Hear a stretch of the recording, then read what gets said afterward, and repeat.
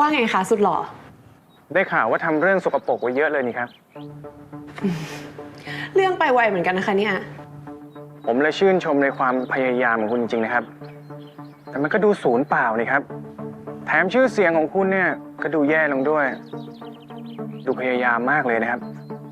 สรุปคุณมีธุระอะไรกับฉันคะหรือจะแค่โทรมากวนประสาทกันแน่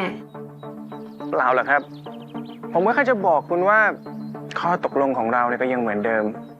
แต่ผมจะทำวิธีที่ขาวสะอาดกว่าคุณแค่นั้นเอง นี่นายว่าฉันใช้วิธีที่สกปรกเหรอหืม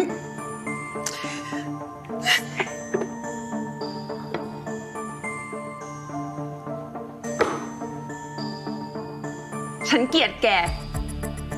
หม่อมหลวงกษกรฉันจะทำทุกอย่างเลยเพื่อแย่งเพลงคุณก้องคงจะชอบคุณเอิญมากๆเลยนะครับ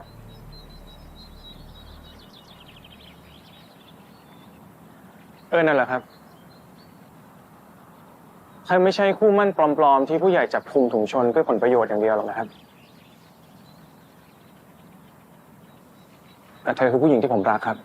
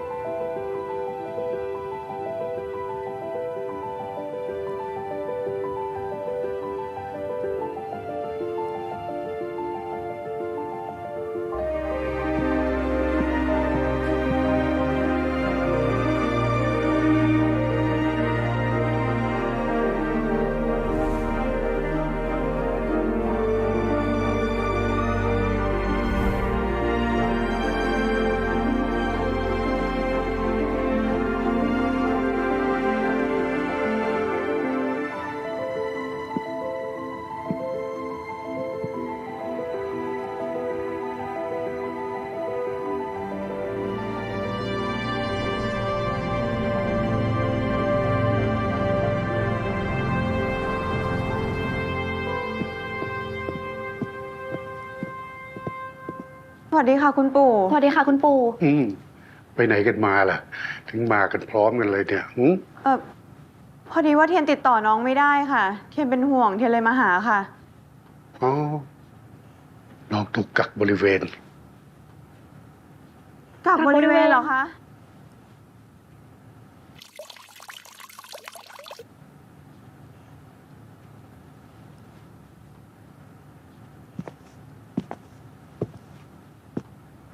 เมื่อไหร่จะโทรมาสักที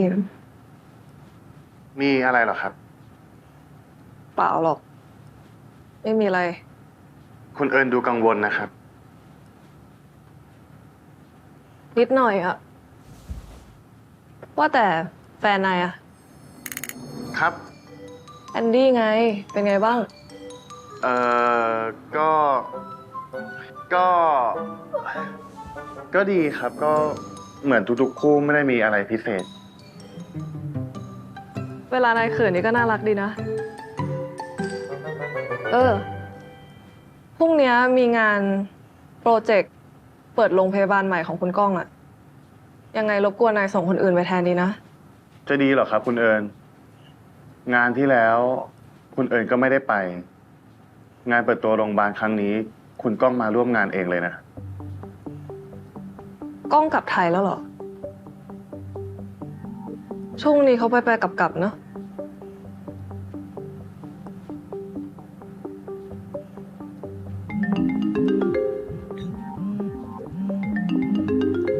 เทียนฮัลโหลเทียน ว่าไง ตอนนี้ฉันอยู่ที่วังอุศนากรแล้วนะ น้องถูกกักบริเวณ ฮะ ได้ไงอะ คุณปู่รู้เรื่องทุกอย่างหมดแล้ว ท่านคงไม่พอใจ ที่แกเป็นคนของศรีตลารัตน์ เทียน ฉันขอร้องนะ ครั้งนี้ฉันขอความช่วยเหลือจากแกอีกครั้งนะ ฉันอยากเจอเพลงจริง ขอร้องนะเทียน แกก็รู้ว่าเราสองคนรักผู้ชายไม่ได้ แกเคยบอกฉันเองไม่ใช่เหรอ ว่าให้เราเลือกทางที่เราเลือกได้ ด้วยเกียรติของศรีตลารัตน์ฉันจะไม่มีวันทำให้เพลงเสียใจ โอเคพอหม่อมหลวงกษากรขอร้องมาขนาดนี้ มันก็ต้องมีอะไรแลกเปลี่ยนกันหน่อยนะ ถ้าแกทำสำเร็จ โปรเจกต์โรงแรม3 ดาวที่กระบี่ ฉันยกให้แกเลย มันต้องอย่างนี้สิ ให้เพื่อนรัก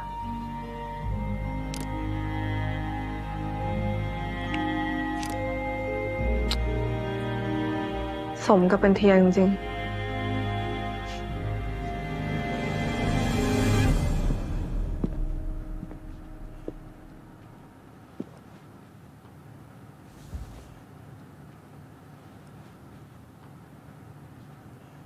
คุณปู่คะ น้องเพเศร้ามาหลายวันแล้วนะคะ คุณปู่ เอาจริงๆ เรื่องของคนรุ่นเก่า มันไม่เกี่ยวอะไรกับคนรุ่นใหม่เลยนะคะ คุณปู่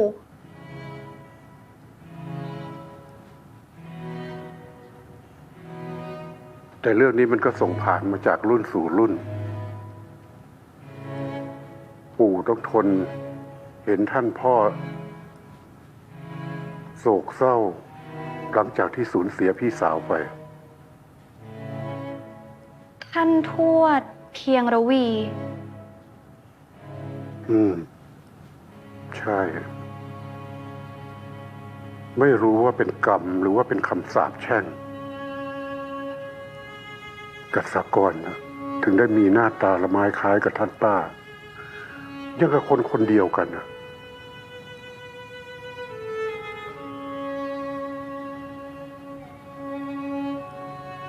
น้องเพลของเรา ก็มีรูปร่างหน้าตา คล้ายกับหม่อมเจ้าสาสีนภาศรีตลารัตน์เหมือนกันนะคะคุณปู่ ในอดีตทั้งคู่ไม่สมหวังในรัก ทั้งคู่อาจจะกลับมาเกิดใหม่ เพื่อลบรอยร้าวในอดีตก็ได้นะคะ คุณปู่ ทั้งคู่รักกันเหรอคะ ค่ะ ทั้งคู่รักกัน และหนูเชื่อว่าพวกเขาจะทำทุกวิถีทาง เพื่อให้ได้กลับมาเจอหน้ากันอีกครั้งแน่นอนค่ะ เหมือนกับท่านหญิงทั้งสอง แต่ในชาติปางก่อน ทุกคนประเมินค่าความรักของทั้งคู่ต่ำเกินไป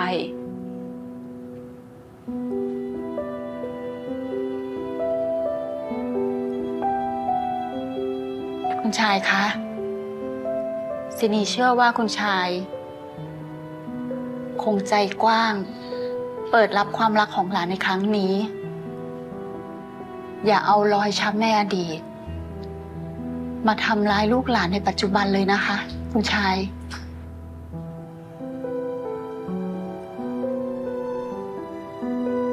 คุณปู่คะ ยกเลิกการกักบริเวณ ของน้องเถอะนะคะ เรื่องบาดหมางในอดีตซินีขอให้จบที่รุ่นคุณชายได้ไหมคะ เอาอย่างนี้นะ พวกเธอออกไปก่อนปะ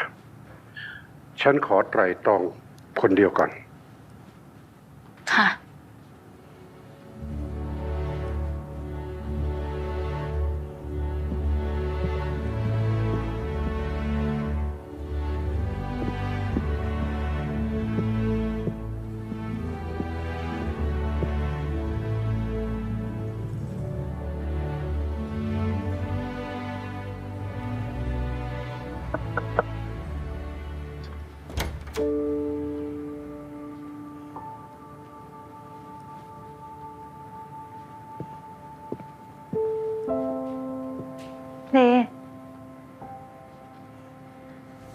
เป็นไงบ้าง พี่มิลิน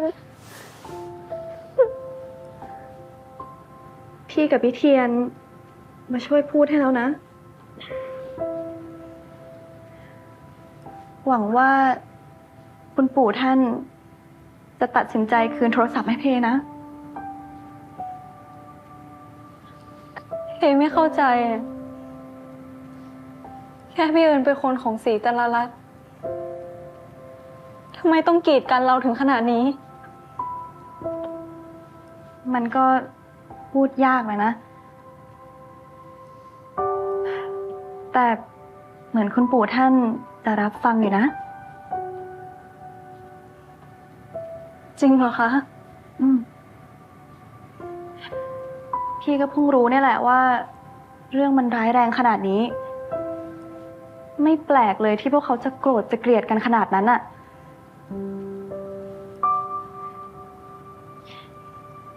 แต่ว่ามันก็ไม่ใช่ความผิดของเพหรอกนะ ที่จะรักกับพี่เอิญ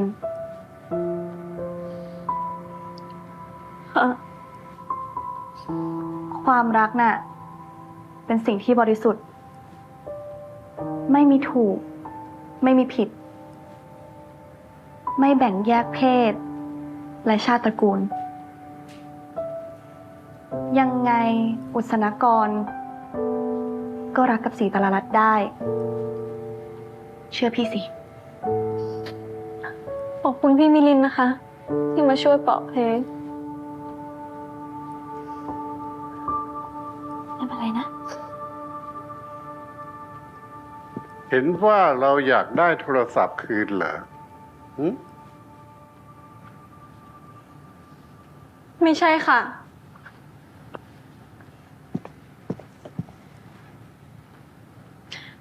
หลานอยากคบกับพี่เอิญค่ะ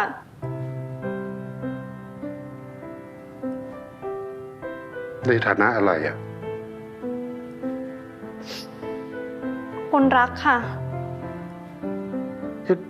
แต่ปู่รู้เพราะว่าเขามีคู่หมายแล้วนี่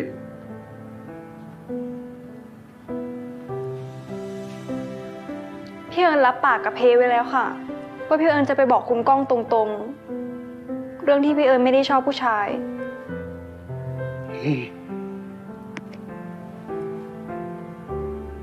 นี่นะ ถ้าสมมุติว่าเขาทำได้ ปู่ก็ยินดี พร้อมที่จะรับกษกร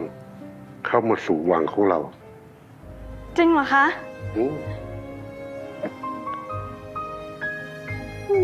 เพรักคุณปู่ที่สุดในโลกเลยค่ะ อย่าเลยอย่ามาอ้อนเลย นี่ ถึงแม้ว่าปู่จะตามใจนะ แต่ก็ไม่ได้หมายความว่า ปู่จะยอมให้เราไปค้างต่างถิ่น โดยที่ไม่มีพี่เทียนอยู่ด้วยจำไว้นะ ว่าปู่น่ะเป็นห่วงเรามากนะ รับทราบค่ะ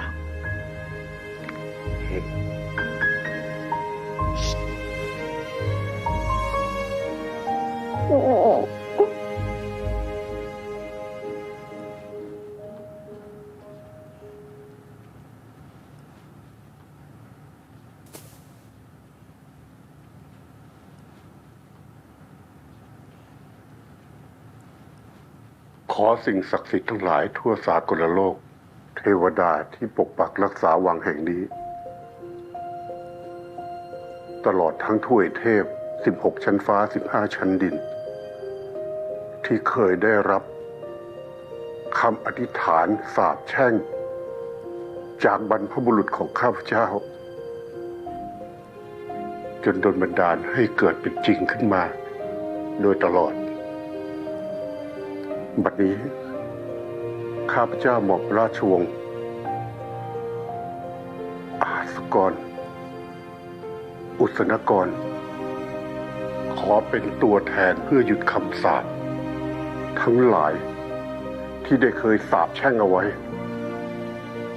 ขอหยุดความเกลียดชัง ขอละเวรและทิ้งกรรมที่เคยมีต่อราชสกุล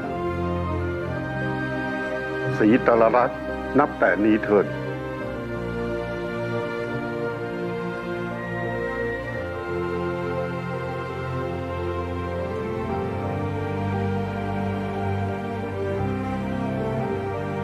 มาแล้วเหรอ รออยู่ที่ห้องหนังสือแล้วค่ะคุณปู่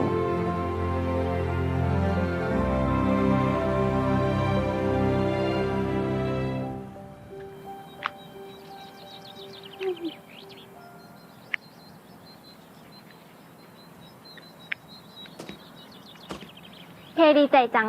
ที่ได้ไปเที่ยวกับพี่เอิญแบบไม่ต้องกังวลอะไรอีกแล้ว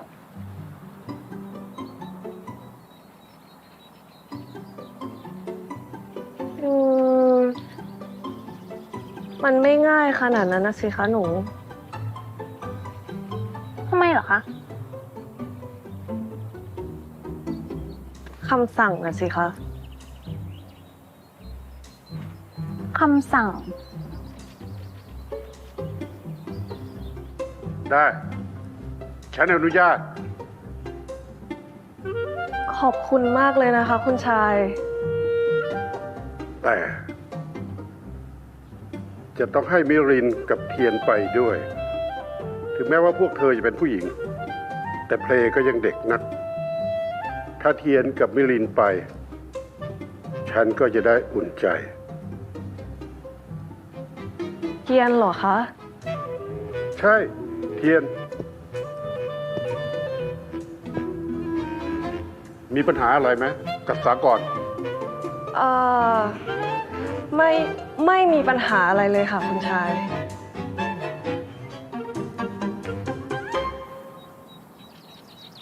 อย่างนี้ก็หวานหมูสิคะ เพราะว่ายังไงพี่เทียนก็ต้องไปด้วยอยู่แล้ว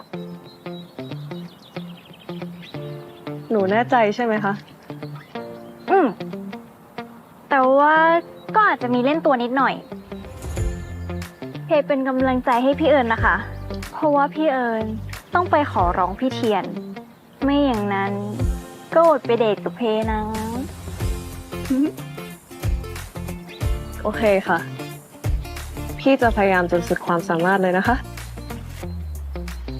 เติมพลังให้นะคะ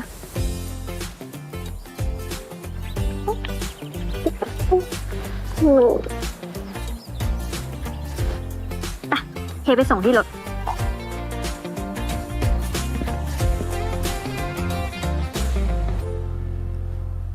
ค่ะ ค่ะคุณปู่ ได้ค่ะ ได้เลยค่ะคุณปู่ เดี๋ยวเทียนจัดการให้ค่ะ คุณปู่เหรอคะ มีเรื่องอะไรหรือเปล่า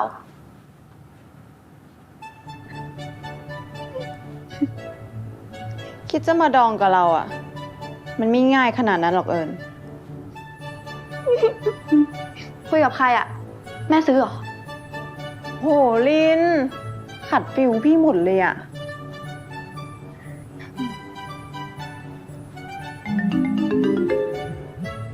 นี่ไง พูดถึงก็โทรมาพอดีเลยนางเพื่อนตัวดี ฮัลโหล คือ นี่จะชวนน้องฉันไปเที่ยว ใช่ปะ และฉันก็ต้องไปด้วย ถูกต้องไหม ใช่ แกรู้ได้ไงอะ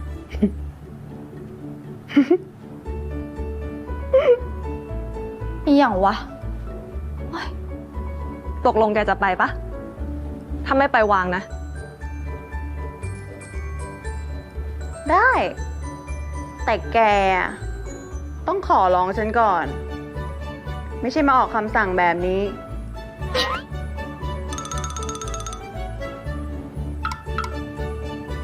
โอเค พี่เทียนครับ ได้โปรดไปเที่ยวกับน้องเพน้องเอิญได้ไหมครับ นะครับ พี่เทียนค่ะ ได้โปรด please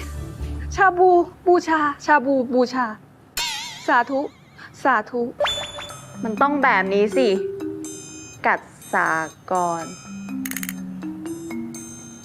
สรุปแกจะไปปะ ได้สิ น้องเขย ไม่มีปัญหาอยู่แล้ว แล้วว่าแต่ เราจะไปที่ไหนกันดีล่ะ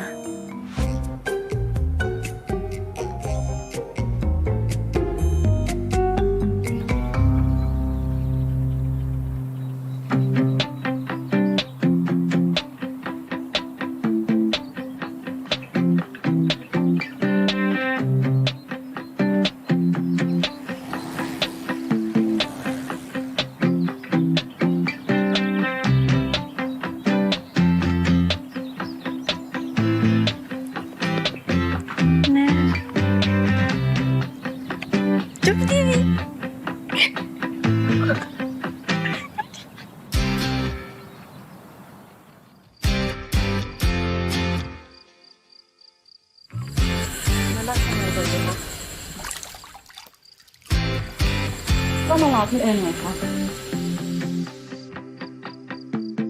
ทำไมมานั่งรอพี่อ่ะเฮมีของขวัญจะให้พี่เอิญค่ะ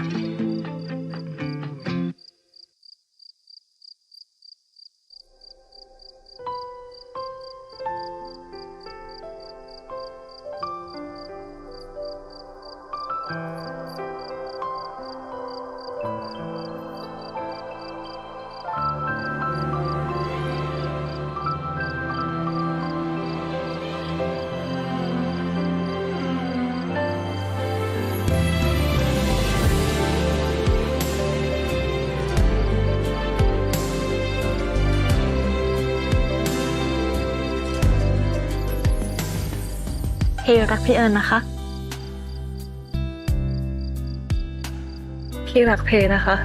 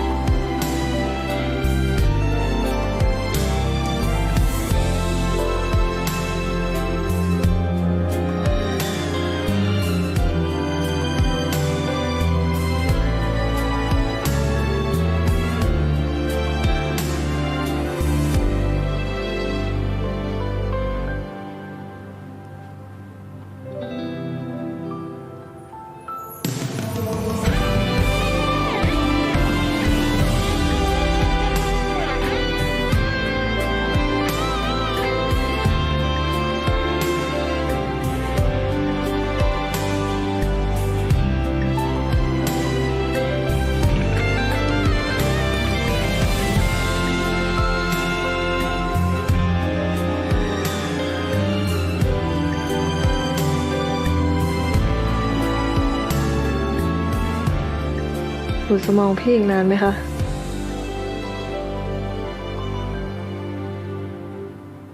พี่เอิญเป็นของจริงใช่ไหมคะ ว่าไงนะคะ การที่เพได้มาอยู่กับพี่เอิญแบบนี้ มันเหมือนความฝันเลยค่ะ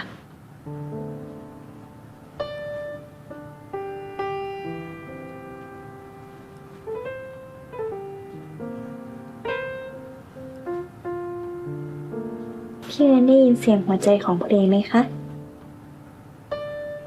ได้ยินสิคะ ดังมากๆเลยมั้ง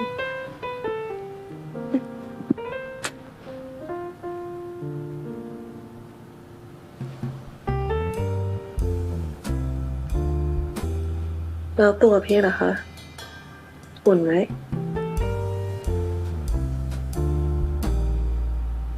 อุ่นค่ะ อุ่นมากๆเลยด้วยค่ะ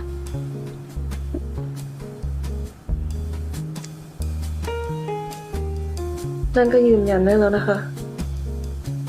ว่าพี่เป็นของจริง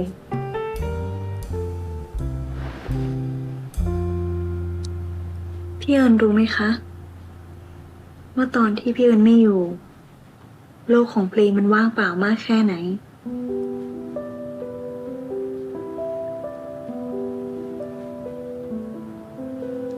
ขอบคุณนะคะ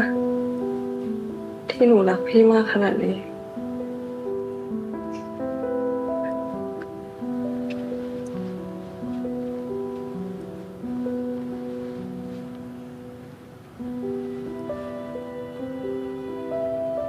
เพลงก็ขอบคุณพี่เอิญเหมือนกันค่ะ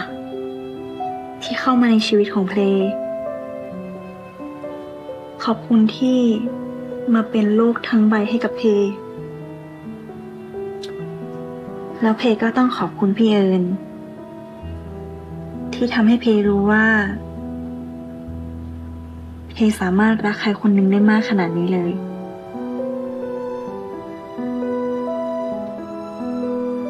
น่ารักให้มันมากนะคะ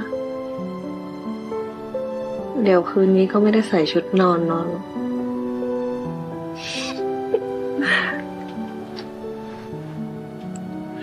แต่ว่าเพลงอยากตื่นนอนตอนเช้า มาเจอพี่เอิญทุกวันเลยนะคะ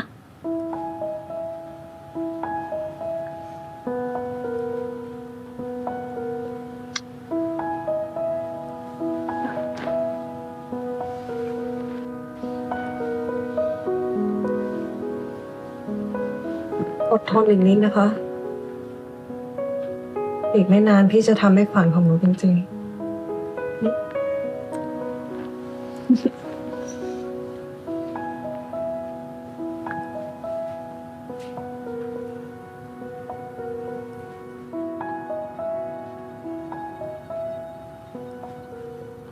สวัสดีครับคุณเอิญ ฮัลโหลทีนายช่วยเคลียร์งานของนายกับของฉัน แล้วก็โทรนัดกล้องให้ทีนะ ได้ครับ ของผมด้วยเหรอครับ ใช่ เรื่องเคลียร์งานผมสามารถจัดสรรให้ได้นะครับ แต่ผมขอถามคุณเอิญหน่อยได้ไหมว่าเราจะไปไหนกัน อีก3 วันเราจะไปฝรั่งเศสกัน ได้ครับ จองไฟเฟิร์สคลาสเหมือนเดิมนะครับ แล้วแต่นายจะจัดสรรเลย ครับคุณเอิญเดี๋ยววันอาทิตย์ผมไปรับนะครับ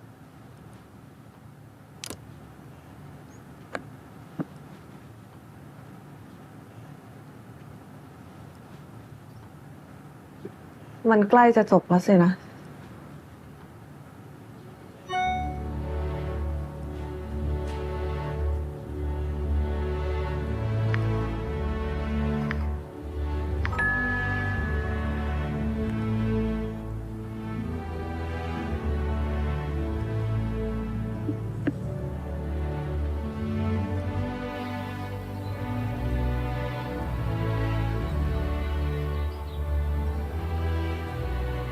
ต้องไปที่นู่น เกือบสัปดาห์เลยเหรอคะ ใช่ค่ะ ถ้ารวมเวลาเดินทางด้วยแล้วก็ประมาณ 4-5 วันค่ะ เพคงเหงาแย่เลย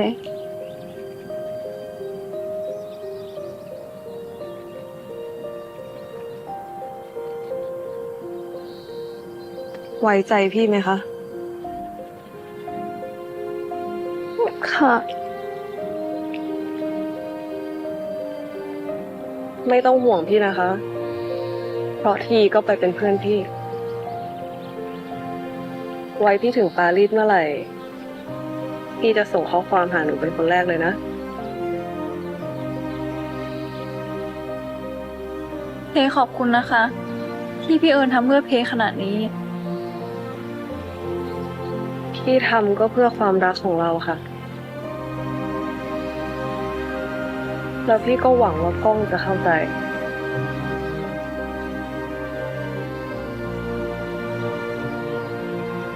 เพก็เหมือนกันนะคะ รีบกลับมานะคะพี่เอิญ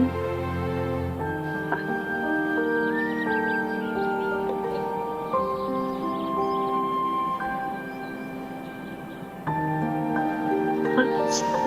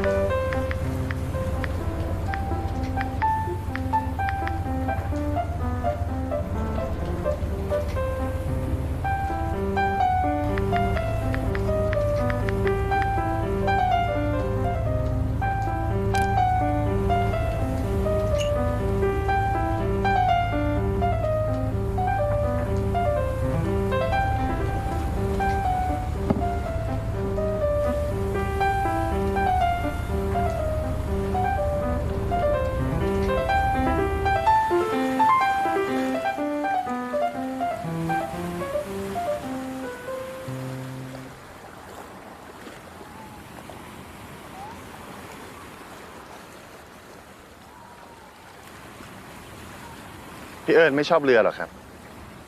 เปล่าหรอก แค่รู้สึกแปลกๆอะเหมือนตัวจะตกลงไปตลอดเวลาเลย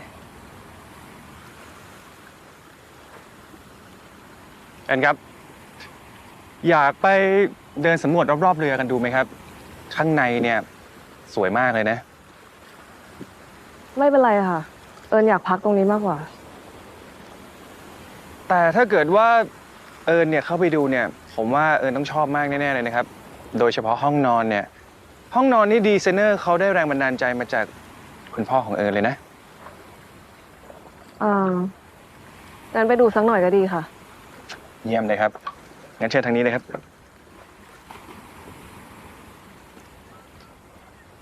อ๋อเลขาซุนครับ ครับ งั้นรบกวนพาคุณทีเนี่ยเดินดูรอบๆเรือ ส่วนอีกสักพักค่อยตามผมเข้าไปข้างในนะครับ ครับ ไปครับเอิญ เดี๋ยวอีกไม่นาน เราสองคนคงจะได้เจอกันบ่อยแล้วสิครับ ครับ ก็เจ้านายของเราสองคนกำลังจะแต่งงานกัน เราก็จะได้เจอกันบ่อยไงล่ะครับ ขอโทษนะครับพอดีผมมีแฟนแล้วครับ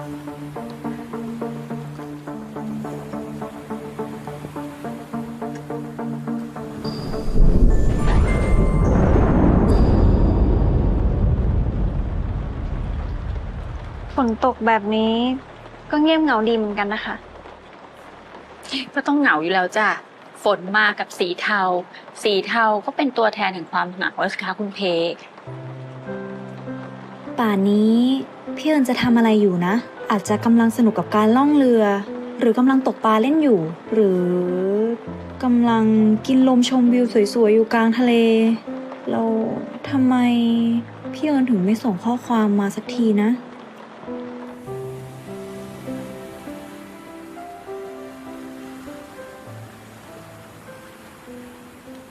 ทีล่ะคะ อ้าว เอิญที่เขาขอตัวไปกินข้าวข้างในเรือนะครับ แล้วเอิญอยากได้อะไรเพิ่มเติมไหมครับ พอแล้วค่ะ ไม่เอาอะไรแล้วค่ะ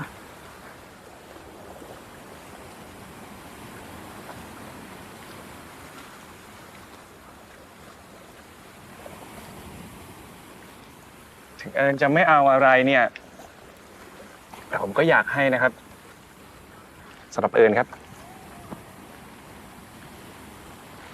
ขอบคุณค่ะ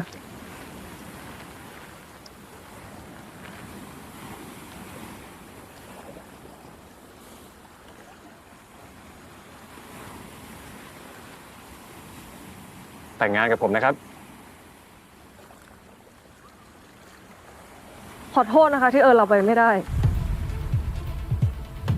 แต่ถ้ามองให้ดี เอิญมีสิทธิ์เลือกด้วยเหรอคะ เอิญ ถ้าเอิญมีสิทธิ์นั้นอะเอิญจะตอบว่าไม่ แต่ตอนนี้เอิญไม่มีสิทธิ์อะไรเลย หลังจากนี้เราจะเป็นอะไรกันก็แล้วแต่พี่ก้องเลยค่ะ วันนี้เอิญพอแล้วค่ะ ขอตัวนะคะ ครับ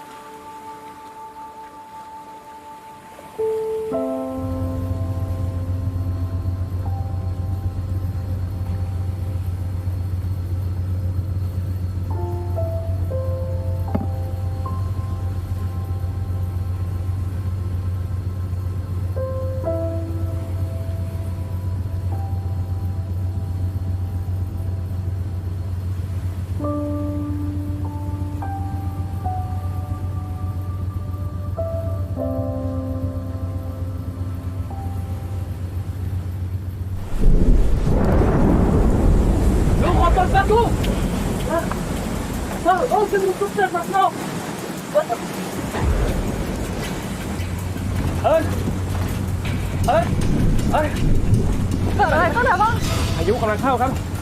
รีบไปกับผมนะครับชูชีพครับพัดขึ้นฝั่งได้แล้วจัดการพวกมันให้หมดเลย นี่พายุเข้าทำไมไม่รีบบอก รีบไปเลยครับ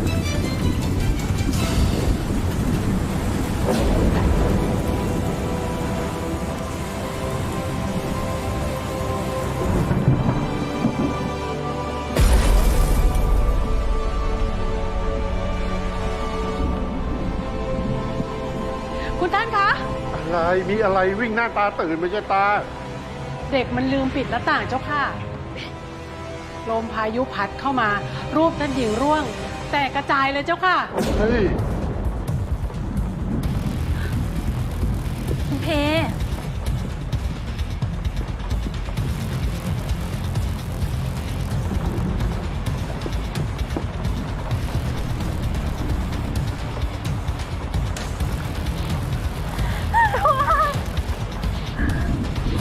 คุณพ่อคุณปู่มันสินี่ค่ะดูท่านรอดก่อนอ่ะคุณพ่อ คุณเพคะ คุณพ่อคุณปู่อะทำยังไงดีอ่ะ ไอ้มันจะเกิดมันก็ต้องเกิดกลงล้อแห่งกรรม เมื่อมันหมุนแล้วมันหยุดไม่ได้หรอก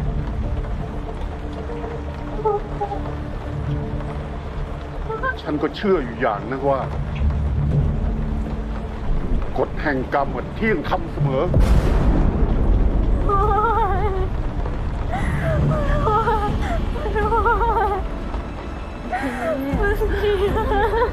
คุณสินีค่ะ เดี๋ยวคุณจัด ทำยังไงดีคะ จัดการให้นะคะคุณเพคุณเพใจเย็นๆ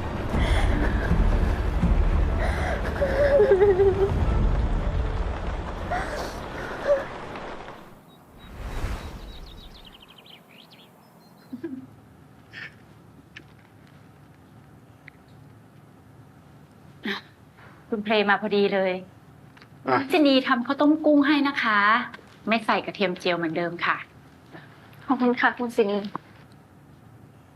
ข่าวด่วนขณะนี้ตำรวจและเจ้าหน้าที่ชายฝั่งของทางฝรั่งเศส สามารถช่วยเหลือลูกเรือและ ข่าวอะไร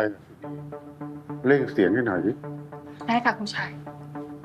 เกิดเหตุเรือยอชต์หรูที่เจอเข้ากับพายุคารด้วยความเร็ว 207 กิโลเมตรต่อชั่วโมง จากเหตุการณ์ดังกล่าวจึงได้ทราบว่าเรือหรูลำนี้มีมหาเศรษฐีชาวไทยอยู่ด้วยกัน2 คน นั่นคือคุณก้องกิดากร เจ้าของต้าหวังเทศกรรมจำกัดมหาชน และผู้มั่นหม่อมหลวงกัสสากรศรีตรรัตน์รวมลูกเรือที่อยู่ภายในเรืออีก 9 ชีวิตด้วยกันค่ะ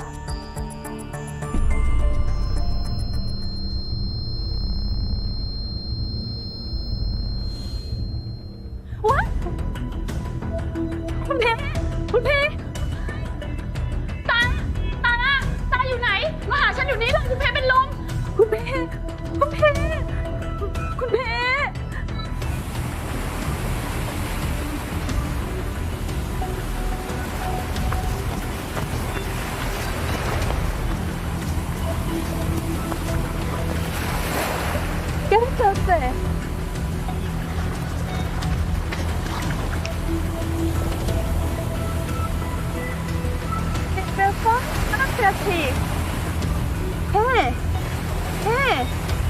Hey, are you okay? Can you hear me? Hey, are you okay? Oh my God, you're not dead yet.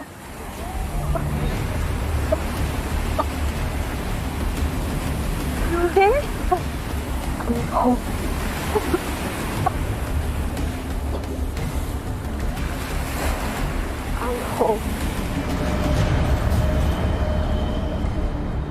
ฉันรู้ว่าแกข้างรักน้องฉัน แต่ก็ไม่น่าขาดสติแบบนี้ ไม่สมกับเป็นแกเลยนะ นี่แกยังไม่รู้เรื่องใช่ไหม ฉันไม่อยากรู้เรื่องอะไรของแก แล้วก็ไม่อยากคุยกับแกด้วย จะเดินออกไปดีๆ หรือให้คนของฉันลากแกออกไป แกจะโกรธจะเกลียดฉันยังไงก็ได้นะ แต่งานนี้แกต้องฟัง ไม่ฟัง กวาง เรียกรปภมาลากมันออกไป เทียน ฟังให้ดีนะ หม่อมหลวงกาญจกรเรือล่มที่ฝรั่งเศส ตอนนี้ยังหาร่างไม่เจอ เอาสมองควายๆของแกคิดสิ ถ้าน้องเพรู้เรื่องเนี้ย น้องเพจะรู้สึกยังไง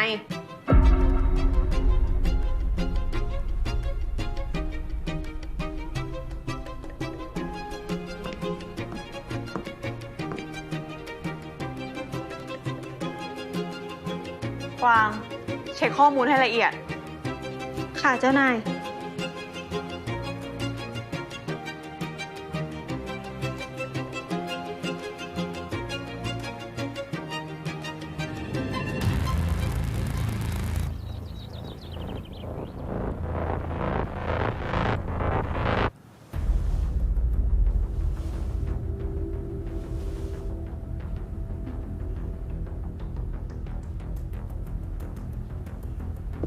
ตื่นแล้วเหรอคะ อันนี้ของคุณค่ะ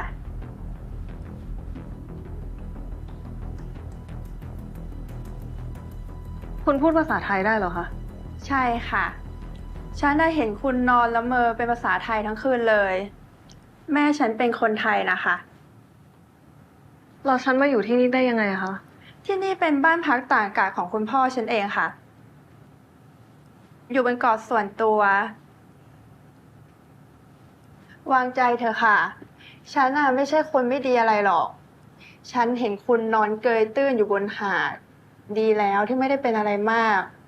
ไม่อย่างนั้นนะ ฉันต้องพาคุณนั่งเรือข้ามฟากไปแผ่นดินใหญ่ เพื่อไปหาหมออีกที ฉันหมดสติไปกี่วันแล้วคะ เพิ่งจะวันเดียวเองค่ะ ที่จริงฉันเข้ามาเพื่อจะถามว่า คุณใช่กัษากรที่ทีมช่วยเหลือกำลังตามหาอยู่หรือเปล่าอะค่ะ อย่าบอกพวกเขานะคะ ได้โปรด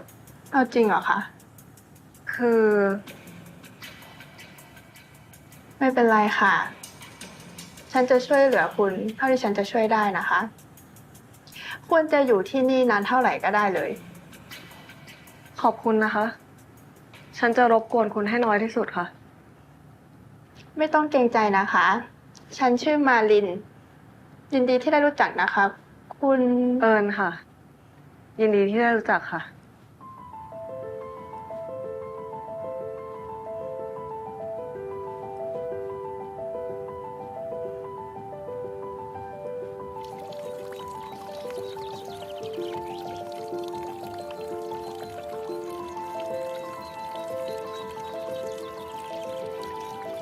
เพเป็นไงบ้าง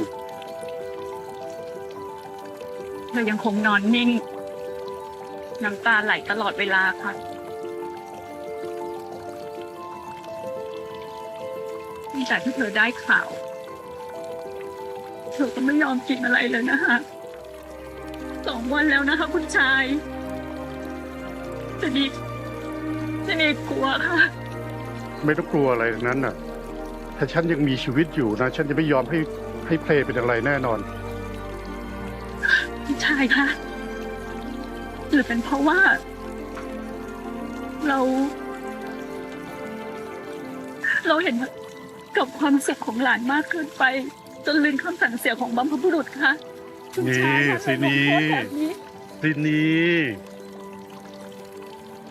เราต้องเชื่อมั่นในอนุภาพแห่งความรักสิ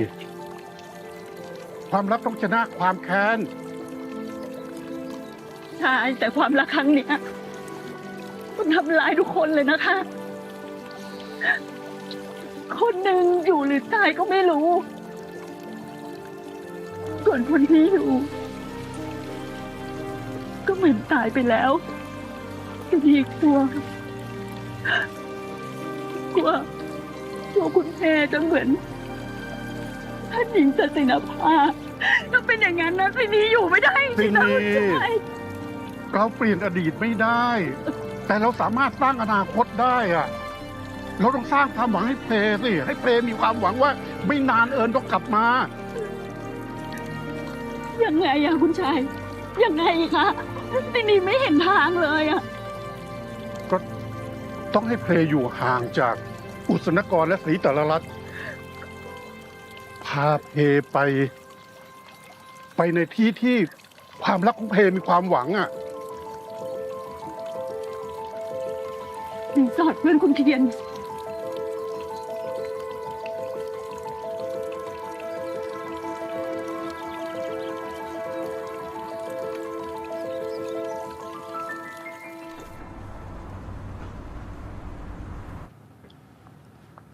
พี่เทียนว่าวิธีนี้จะดีกับน้องเหรอคะ พี่ก็ไม่แน่ใจอ่ะ แต่มันก็ยังดีกว่า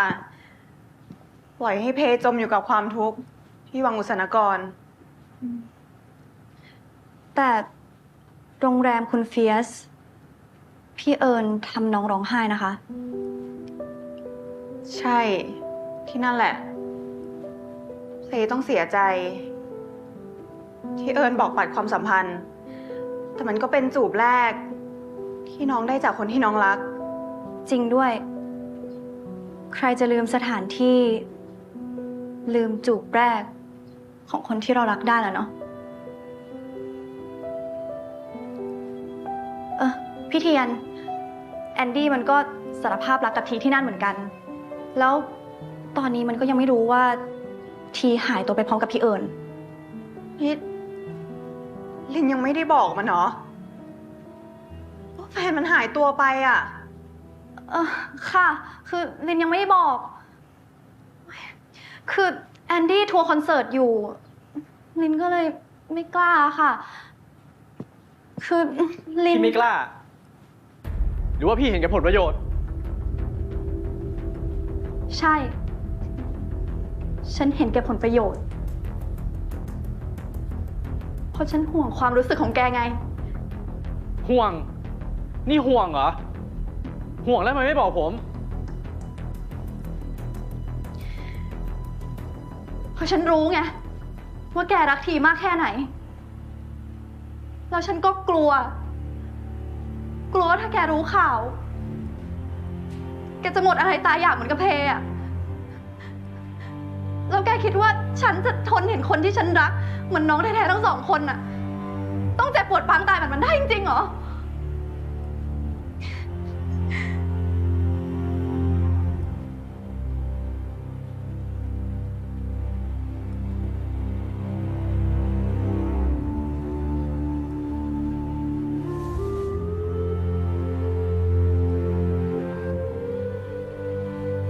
แล้วพี่จะให้ผมทำยังไง ถ้าพี่ทีเป็นอะไรไปอ่ะ ผมร้องเพลงต่อไม่ได้ แอนดี้ นายต้องมีความหวังคันทีอาจจะถูกใครสักคนช่วยไว้ก็ได้ นี่มันเพิ่งผ่านไปแค่3 วันเองนะ 3 วัน 3 วัน ตอนนี้พี่ทีอาจจะรอดอยู่ที่ไหนสักที่ก็ได้ เจ๊ผมขอลาพักร้อนยาวเลยนะ เฮ้ย ผมลาแล้ว ผมจะไปหาแฟนผม เอ้า ผมลาแล้วเจ๊ เดี๋ยวแอนดี้ ลิน ปล่อยมันไปเถอะ พี่เชื่อว่า ถ้าเป็นพี่ที่หายไป ลินก็คงทุกข์ใจไม่ต่างจากมัน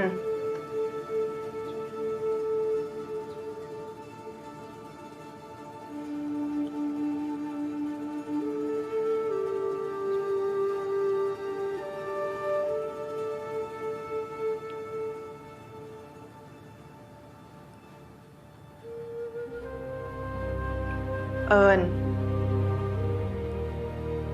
กันทีแกต้องรอดเพื่อคนที่พวกแกรักนะ ขอให้เราได้พบกัน ให้หญิงได้รักพี่หญิงวีอีกสักครั้ง พี่เอิญเปรียบเสมือนแสงสว่าง ที่นำทางชีวิตของเพลงแต่แล้วจู่ๆก็หายไป ถ้างั้น เอิญมาอยู่ที่นี่กับฉันดีไหม